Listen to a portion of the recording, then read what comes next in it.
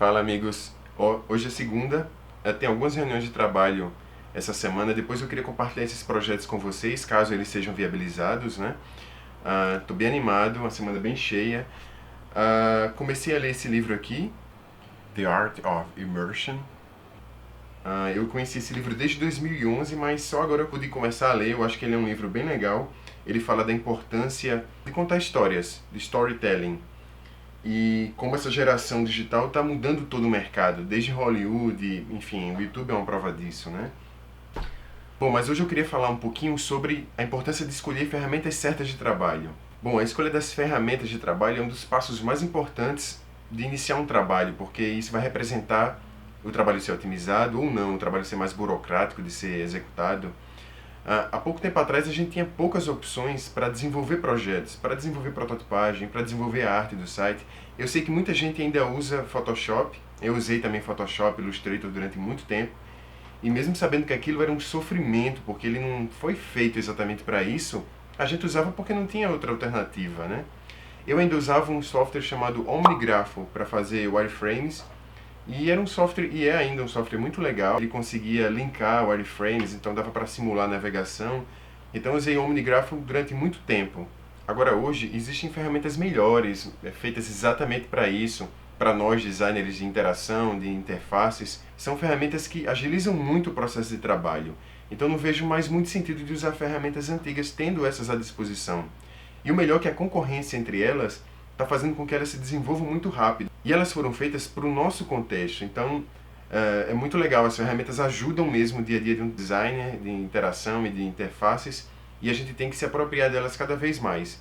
Elas agilizam desde o rascunho inicial até a prototipagem de baixa fidelidade e até a prototipagem de alta fidelidade também, permitindo que até mesmo você rode alguns testes de usabilidade com os entregáveis dessas ferramentas. Então agiliza muito o trabalho. É importante que os designers estejam cada vez mais atentos a elas. Para fazer esse vídeo eu usei essas duas versões aqui, do Adobe Experience Design e do Sketch. São versões de hoje, né, do dia de hoje.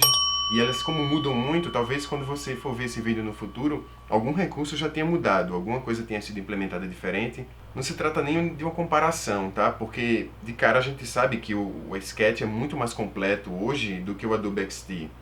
Mas é uma base para que a gente possa destacar 5 principais diferenças entre essas duas ferramentas, para que você possa conhecer melhor e depois começar a estudar mais sobre elas, saber mais como é que elas funcionam. E uma primeira diferença entre eles é o uso de plugins. Bom, então a primeira característica do Sketch é a possibilidade que ele dá às pessoas de produzirem plugins para que ele possa ter recursos adicionais que na versão original não tem. Então isso é um recurso muito legal porque abre muita possibilidade para o software. As pessoas não só mandam sugestões, como implementam melhorias na plataforma. Ele fica se desenvolvendo de forma colaborativa. Isso é um ponto positivo do Sketch. Agora, por outro lado, o Adobe Experience Design já tem incorporado no seu modo nativo várias ferramentas que no Sketch só existem a nível de plugins. Por exemplo, duas delas, prototipagem, que no Adobe Experience Design já é nativo, e também a possibilidade de você repetir estruturas. Quando você está construindo estruturas que se repetem na interface, esse recurso ajuda muito porque agiliza você repetir várias estruturas numa mesma interface, seja em coluna, em linha. Agora, já por outro lado, o Sketch, quando atualizado, e essas atualizações são frequentes, ocorre que alguns plugins param de funcionar. Então, é importante que você, quando atualizar, você verifique quais plugins precisam ser atualizados também. Essa seria uma pequena desvantagem dessa abertura que ele permite. Uma segunda diferença é como eles trabalham com imagens. Uma coisa que eu gosto do Adobe Experience Design é a agilidade que ele trabalha. E primeiro, a interface dele é muito simples, né? Muito minimalista. Claro que é uma interface que ainda está sendo construída, mas eu percebo que eles têm uma intenção de fazer uma interface sempre muito limpa, valorizando o que você está construindo e não a interface dele em si. Então, um jeito muito prático do Adobe Experience Design de trabalhar com imagens é porque simplesmente eu consigo arrastar do meu computador e jogar em cima de estruturas, por exemplo, shapes, e aquele shape passa a ser uma imagem. Ou importo a imagem da forma tradicional, File, Import, e eu consigo incorporar aquele arquivo no meu documento do Adobe Experience Design. Já o Sketch ele tem um jeito mais burocrático de trabalhar com imagens. Eu consigo transformar um shape numa imagem, tá? Atribuindo alguma propriedade, mas eu tenho que dar alguns cliques a mais. Isso não é de todo mal, porque ele permite algumas configurações que vão de encontro ao que a gente já usa no CSS. Então, por exemplo, quando eu consigo transformar as propriedades de uma imagem para fit, tile, então tudo isso eu consigo fazer no Sketch de uma forma muito mais simples, simulando aquilo que o programador vai ter que fazer a nível de front-end. E uma outra diferença muito marcante nessas plataformas é como eles trabalham com textos. Eu torço muito para que essa seja a próxima propriedade implementada no Adobe Experience Design, porque eu acho que essa parte de texto ele tem que melhorar muito ainda. Por exemplo, eu não consigo transformar a caixa do texto. Então isso é um trabalho que não faz sentido, porque mudar caixa alta e caixa baixa é uma coisa que a gente usa muito na interface. Às vezes a gente quer estabelecer que todos os menus tenham caixa alta e nesses casos você vai ter que redigitar os textos, enfim, isso poderia mudar, melhorar muito ainda. Então no Sketch isso realmente está mais aprimorado, eu consigo mudar várias propriedades do texto, isso ajuda muito na hora de criar uma interface. Simulando suas interfaces no mobile. As duas ferramentas têm aplicativos que você instala no seu celular para poder conectar ao trabalho que você está fazendo e poder simular. Às vezes aquilo que você vê na tela dá uma sensação diferente, né, quando você vê no celular, então ambas têm essa ferramenta e ajuda muito quando você precisa decidir alguma coisa ou fazer algum teste mesmo usando o celular. A diferença é que no Sketch você consegue fazer isso via Wi-Fi.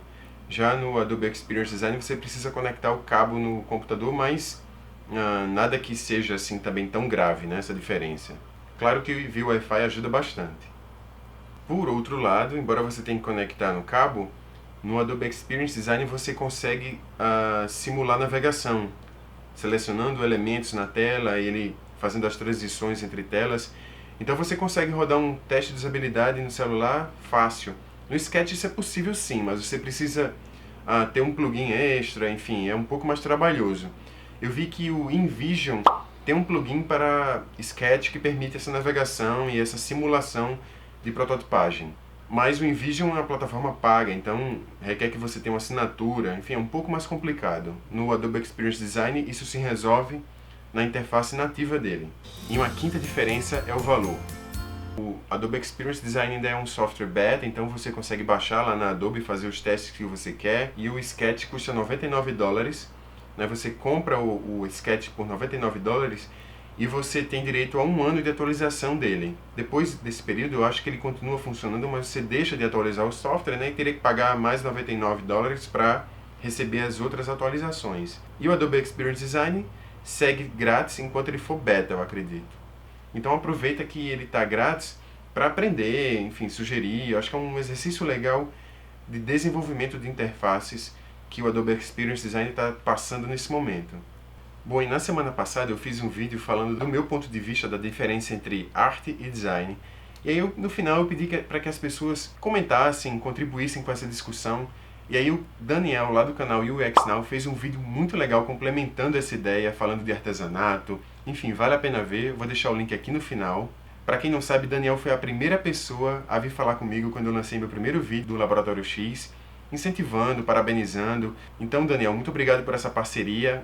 Está sendo muito legal trocar essas ideias com você. Vamos continuar. A gente está pensando em alguma forma de colaboração breve, vocês vão ficar sabendo. E para vocês que estão assistindo, muito obrigado por assistir. Tchau, pessoal. Boa semana. Cuidem-se.